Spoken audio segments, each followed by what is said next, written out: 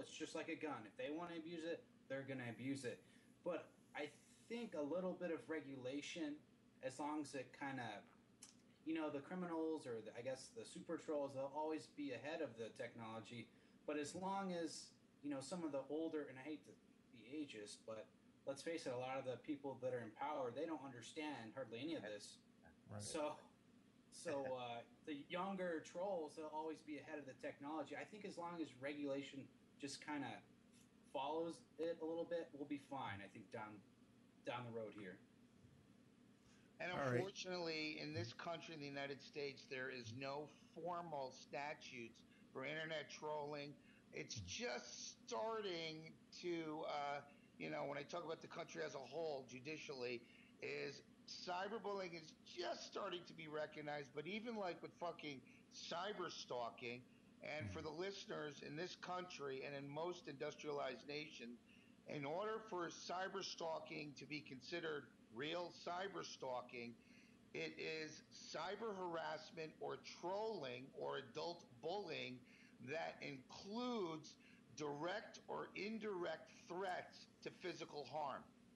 So if Kevin, for instance, if I'm fucking with you and calling you a piece of garbage and calling you and harassing you, that happens all the time. Stalking. But now I say, you know what, Kevin? When you leave your house, you and your wife, or you walk outside, if I were you, I would check your back tire to make sure there's no 9-penny nails in the back right. That now moves into the realm of cyber stalking. Whole different ball game, because now I'm making a threat of harm. Absolutely. And I've actually already been a victim of that, but I don't like to look at myself as a victim. In fact, I invited the person who said there was going to be a wagon rolling up on my lawn. I told him the town I lived in and how to get in touch with me so he could actually show up. But he won't, because most of these people are pussies. Now, there are the ones that are psycho, or at least at the very minimal, antisocial. And there are so many people out there that don't understand the psychobabble we could get into. Antisocial does not mean I don't want to go engage in public. A lot of people think that means they just, they're introverts. But antisocial means essentially against the structure and fabric of an organized society. And all behaviors can stem from that disagreement or hatred of that type of structure. But what is it that we're looking at in the future when you have 12-year-old kids hanging themselves in the closets with a pair of pants because someone picked on them a little bit on Facebook? And where's the line? Even if you haven't threatened to physically harm them, I think we should start looking at this as a leg of psychological warfare on the more, what would you call it, the more impressionable minds. Well, and not to disagree with you, Kevin, I agree with you 95% when you say impressionable minds. And once again, this is the shrink in me, but it's also the forensic shrink. When I was a kid, when I was 12 and 13, I don't know if you guys got bullied, but when I was a kid, I remember the motherfucker, Brian Sewing, would beat the shit out of me when I was 12, 13 years old, okay? 12, 13, it was bullying. He would beat the shit out of me, but the difference is at the end of the beatdown, I could leave the school ground, the ball field, and I could run home, lick my wounds with my friends and my parents. Today, it is 24/7, 365, where most kids who are being cyberbullied are also being physically bullied, But the cyberbullying in and of itself is if it's the type of cyberbullying, which is the majority, it's 24/7, 365. There's no escape for the target child, the victim. They go home, they get on their social sites. There's trash about them. It's the holidays, it's the weekends, it's the summers. It doesn't stop. And since it's all in cyberspace, it is 100% psychological attack. And that, to me, is far worse than, kicking me in the ass. Yeah. Well, I think I can agree with that because that psychology can stick with you. This is something we need to talk about, too. I'm sensing systematic desensitization to comments. And I'd like to hear what you have to say specifically, because I know you have articles on your site that are specifically about internet radio trolls, so we could get very specific here. But also there's I'd like to know more about the typical mind of a full-time troll who enjoys doing this. Well, I would love to hear from Apocalypse too, because I'm dying to hear his insight. But with the internet troll, think of it as on a continuum, okay? From mild, well, the way I do it in my head, think of a continuum ranging from, since I can swear, from stupid ass all the way up. And for those of you who are around my age, if you ever seen Silence of the Lambs, from 1991, the prime character was Hannibal Lecter, Dr. Hannibal Lecter. So to me, on a continuum of stupid ass all the way up to Hannibal Lecter, internet trolls are the same way. You've got those that are stupid that just go on and fuck with people, ha ha ha. But then you've got internet trolls that are real psychopaths, and they're the ones that you have to be really careful of. So for your listeners, is Google with quotes, and it'll come up first page. Is online psychopaths, and that is my most recent paper because that is the next typology that I've been researching, which is a psychopath. A psychopath is a person who doesn't have a mental illness. Although all serial killers are psychopaths, most psychopaths are not serial killers. But the hallmarks of psychopaths, and what they're saying is 1 to 3% of the population are psychopaths. Think of it this way, Kevin and Apocalypse. Imagine having no remorse, no guilt, no shame, and no understanding of other people's feelings. And the psychopath looks at people as objects. That is a real psychopath. And most of them do not break the law. A lot of them do, but, a lot of psychopaths are just brutal people. Is there an easy way for us to identify a psychopath? And this coming from a clinical psychiatrist.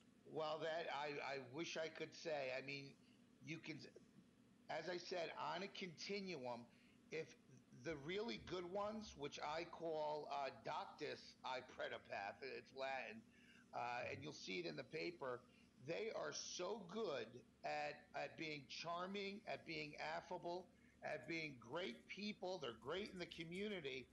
And you could sit down at dinner with them for 3 months and spend God knows, and you would never know. It would only be till after a year you go into partnership with them, you marry them. They're your new brother-in-law, to where you start to experience these little things where one day you say to yourself, "Huh, there's something about this Kevin Kerstead guy," And then I tell a girl or a friend, "This guy Kevin, man, we were talking, and he had said, what I saw him do is that he ran over a dog." And not only did he laugh about it, but he pulled over, put it in reverse, and made sure to kill it, dead. Right. And then he took off. So the psychopath, if they're really good at it, you're not going to know from jump. It's going to be something that, and I've told people on this show before, it's in the details. Yeah, sometimes you have to spend time around people. A lot of psychopaths are deeply intelligent people, and they've learned mimicking behavior. They can mimic empathy. They can look like they care when someone else is suffering.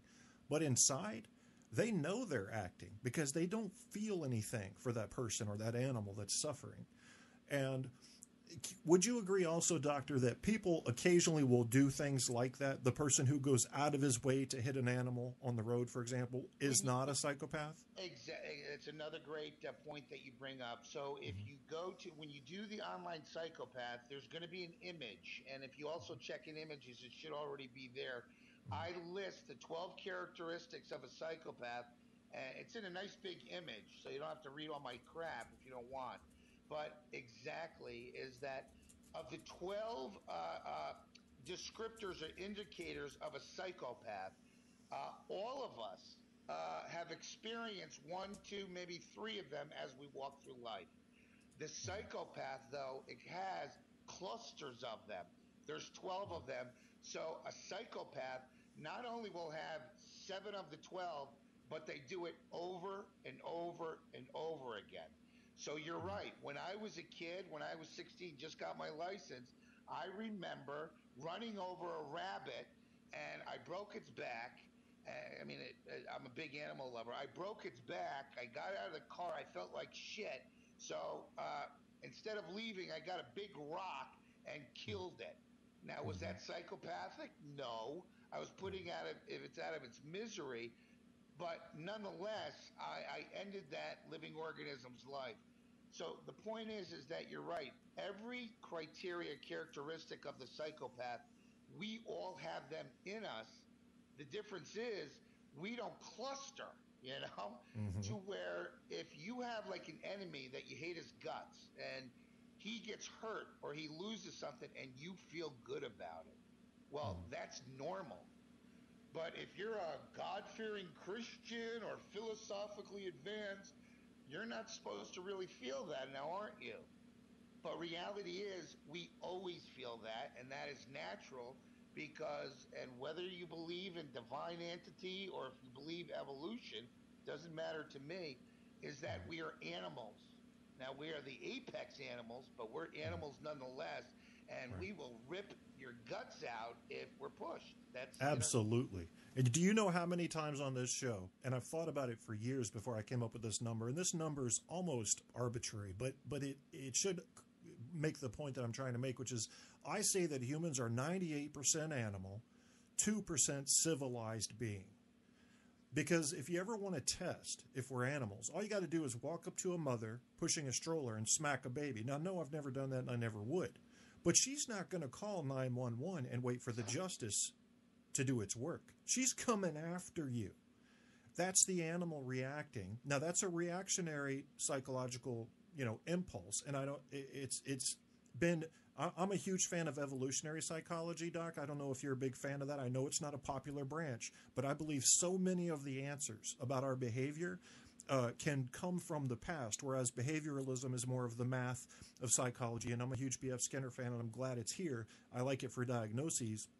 But when I look at why humans behave the way they do, the first thing that comes to my mind is let's look at the past. Let's look at what we know about the last 20, 30,000 years as we've developed these behaviors and see what that has led to. It kind of makes sense in retrospect when you look at human behavior over time. But what we're talking about now is people online that are essentially hunting happiness. That's what they're doing. Why are they doing this? Why would a non-psychopath become a troll on the internet? Well, that's another. That's why I called in, and it's excellent that you guys are talking about this. If I may, I wanted to ask Apocalypse a question because you had mentioned briefly that you had trolled. Can I ask you? And certainly, I'm not looking to get an argument. But the trolls that I have profiled, the victims that I've worked with, those trolls were not out to have a good time. Those trolls were getting off on the anguish and distress that they were causing the target. My question to you, Apocalypse, is that did you ever actively internet troll, call somebody, contact, involve yourself randomly with somebody and just completely rip them to shreds and then actually follow up with, good, you deserve it, and then feel a sense of power from it? No, it's never been anything like that. Usually whatever happens is I'll question people sometimes and they'll get very defensive and all mean, and I'll keep asking tough questions, and they might chimp out and delete me or block me. But after that I forget it and move on, but usually I'm pretty fair to everyone, even after it's all done. It's all in good fun. So I don't know if I'm at the super troll level. Well, if I may, and once again, not to disagree with you, but being a cyber criminal and having obsessed on this shit for the last 4 years, you're not an internet troll. You're somebody that goes online, likes to have fun. You engage in some troll-esque behaviors, but you're not an internet troll, because the real cyber criminal profile of a true internet troll, and it's mostly men, although I'm slowly starting to hear about the ladies are slowly but surely catching up in the troll world. It'll take several decades. But the true troll, it makes them feel power. So after they hurt somebody, we'll just say hurt, in their mind, they feel power.